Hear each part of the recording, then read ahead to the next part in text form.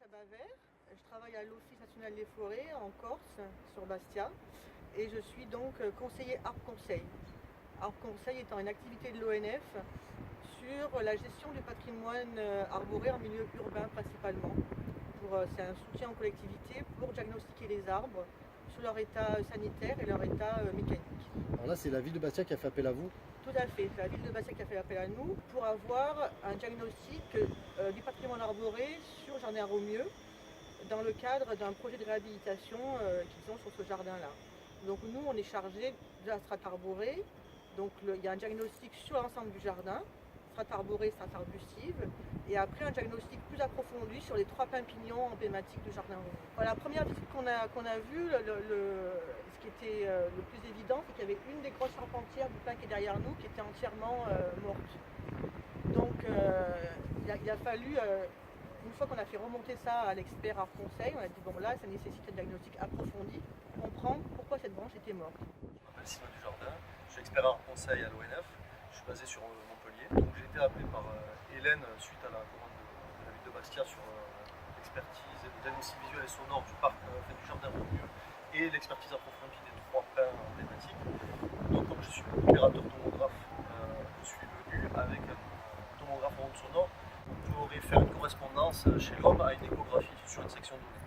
Donc l'expert détermine où il doit faire le tomographe.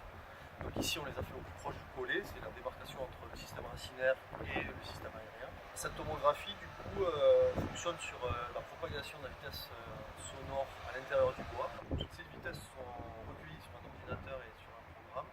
Et ce programme, par le biais d'algorithmes et des sens et aussi l'expérience de l'expert, nous détermine une cartographie de l'intérieur de l'arbre.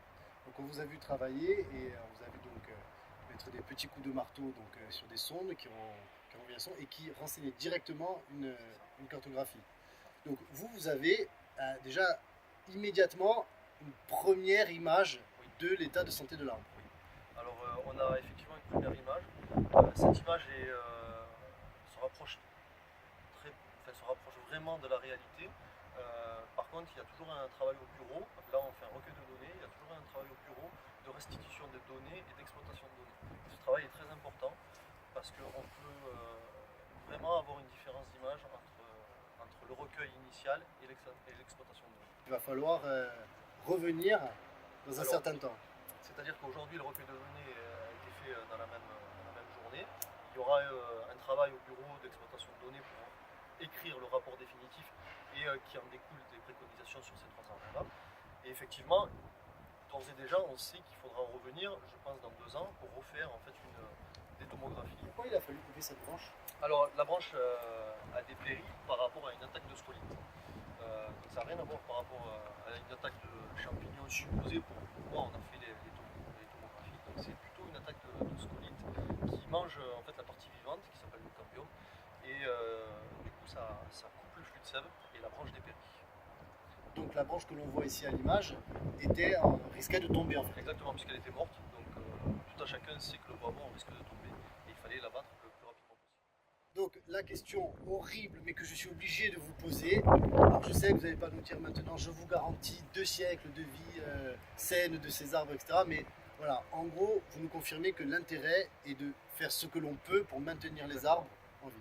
Le métier d'expert Arbre Conseil à l'ONF est de maintenir au maximum les arbres dans un lieu donné avec des cibles données.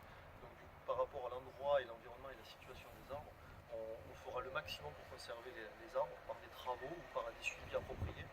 Mais on garantit une chose, c'est de faire le maximum pour les arbres.